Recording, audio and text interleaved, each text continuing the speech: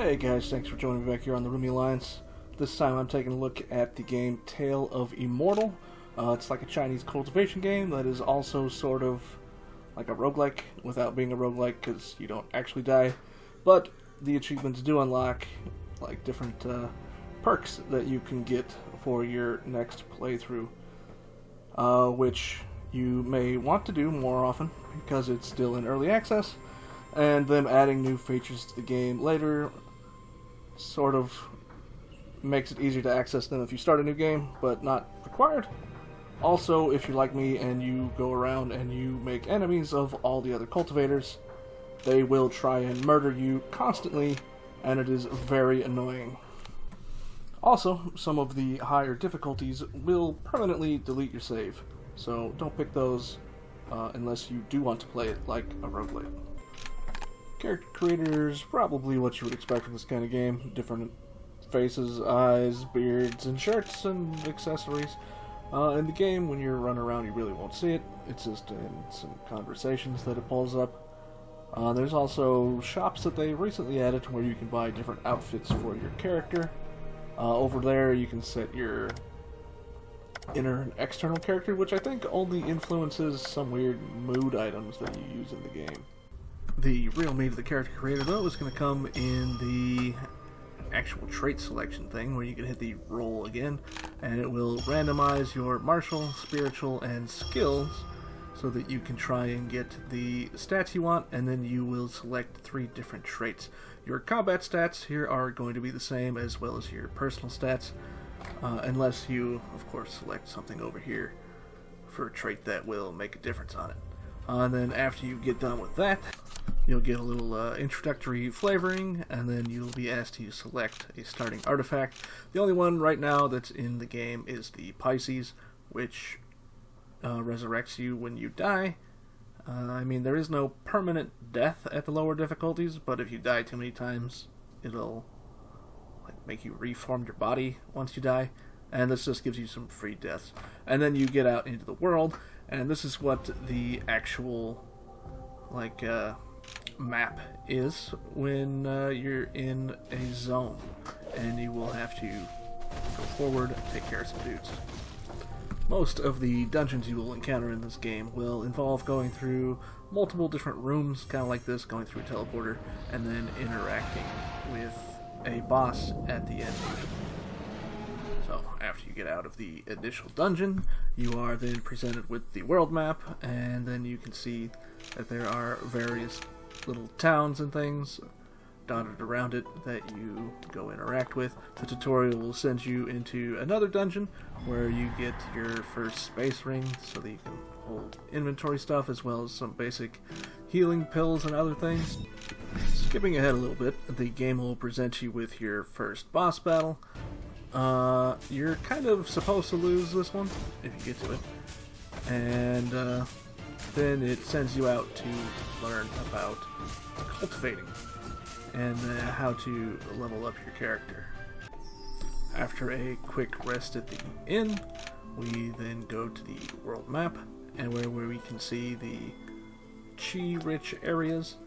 You hit this cultivate button, and you get closer to leveling up. Here at the beginning, it's pretty easy. You are going to need these pills. There's different ones for every single stage in the game. Usually you can make them through Alchemy, but you will hit the breakthrough button, and at the greater realm stages, you will be presented with some talent choices. Here you just advance your character, where then you can cultivate more. You will also then be informed that you should go check out the manual pavilion, where you can find a variety of different skills. They all have a little icon denoting which of your abilities they're associated with. This character I rolled uses blade skills, so you would purchase a new blade skill, and then you will go to a different menu and then learn it and equip it to your skill bar. You have 4 different skills that you can have, which are your main left click, your advanced attack, your right click, and then a spacebar movement technique to get out of trouble, and then R button is your ultimate. Ultimates are usually locked in battle behind accomplishing certain tasks, although there are talents that you can get that remove it. This is a sort of little comprehension mini-game that you have to play whenever you learn new skills. As you can see, I completed it successfully. And then you go to your skill menu here, and look at that, equipped another skill. Wanted to hop over to my other character here real quick and show a little bit of the alchemy. As you can see, there are a lot of different patterns, and then there are also a lot of different herbs that you would be throwing into your oven. For example, right here, you have this herb where you can see they have different elemental affinities, and that is important because you need to basically fulfill the pill's requirements when you're crafting it. And you get these herbs by learning these different manuals. You can see there are tons of different herbs, and then going out to the herb patches in the world and collecting them. And that's the same thing with minerals for the crafting of artifacts that just got added to the game, and I don't have anything like that. The other thing that you can do is this geomancy, where you can go to the world map and divine locations for a bunch of different hidden resources. So I'd like to show the process real quick, hopefully real quick, of actually crafting a pill in this game. This is my transformation pill that I need to advance to the next rank. And then you can see my alchemy pot, and they actually take durability loss, and then they different pots and different number of materials you can put into them. At first, you can only select the herbs you need to throw in for the pill, the required ones, and then you do that, and then you will be left needing to fulfill the rest of the requirements for the pill, which you can see here. I need 500 fire element and another 200 something of water element, so I have to go down to my herb list and find the correct herb, which I happen to have one that does exactly that. So I'll throw that in the pot and get that up to 500, so 50 of those. And then the goal here is to, of course, get the maximum amount of the stuff you want, and then not to go under or over, because that will increase the chances of your pill exploding, and I mean, as perfect as you can get increases the quality of the pill that you produce. I don't know what the odds of this thing exploding are. As you can see, I have very few of the contaminants in there, but for some reason this thing still explodes on me. So make sure you save your game before you do important things like this, because these herbs were extremely hard to gather, and yes, they are gone. The other thing I'd like to show off in this game is the breaking through to the next greater realm, because that's actually kind of fun and interesting, and is basically what the entire core gameplay loop revolves around. You have these treasures down here that you can drop in there, and that's that pill I re-refined because I did save the game. And then here you can see the different treasures you could have collected. Over on the left is from the main super boss. That's going to be the most challenging thing. And then the three after that are going to be these mini dungeon bosses, and then the other ones are open world bosses. The color quality shows that you really want the more challenging ones. I mean, I assume you do if you want to make your character as powerful as possible. Anyways, you collect the required number of them, and then you throw them in here, and then you level up or fail to level up. If you fail to break through, you get this Heavenly Tribulation minigame. You survive it, and then you level up anyways. You will then be presented with a couple of choices, and then you can see quality. Yes, you can save scum this, so I would encourage doing that here as well. I think you can't save scum it at higher levels, though. I mean, difficulties. So, I mean, you can see a couple of these do some pretty crazy things. It's up to you to decide what you want to do. If you want to know what I'm talking about for these materials, these are the bosses that you find out in the world.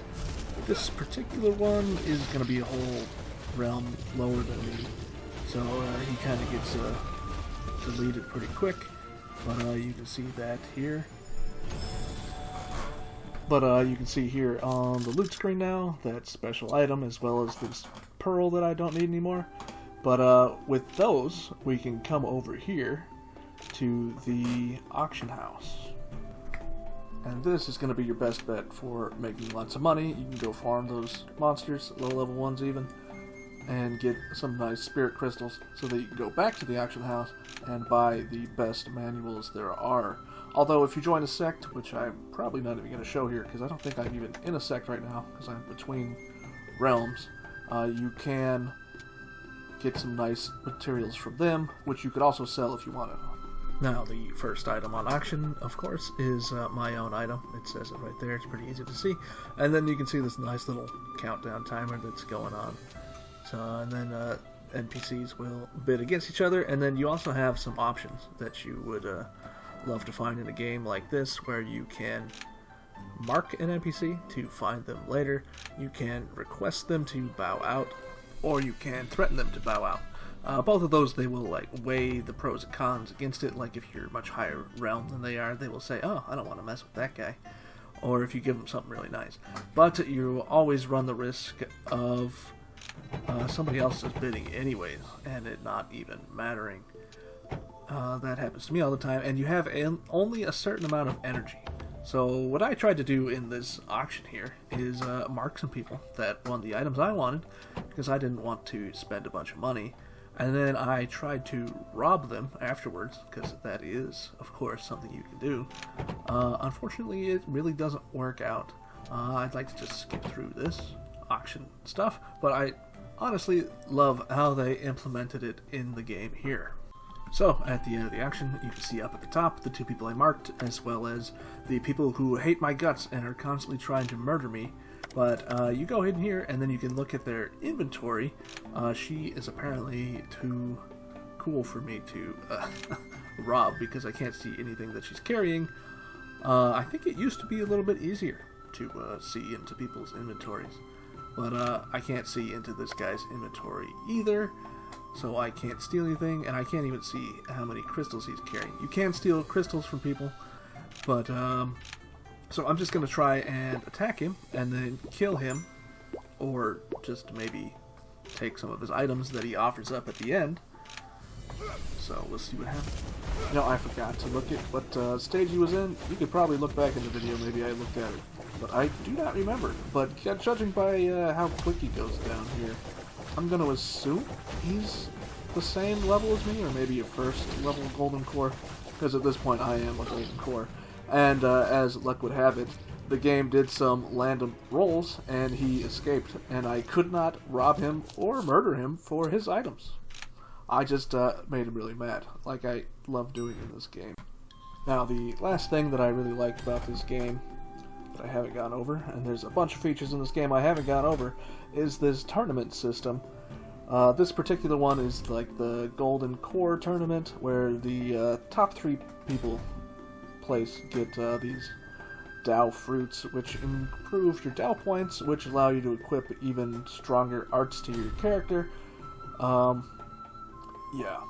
PvPing against other cultivators, I mean, PvPing, it's not real players, is a really big part of this game, and I really love the social interactions, even though they're not totally finished in the game yet.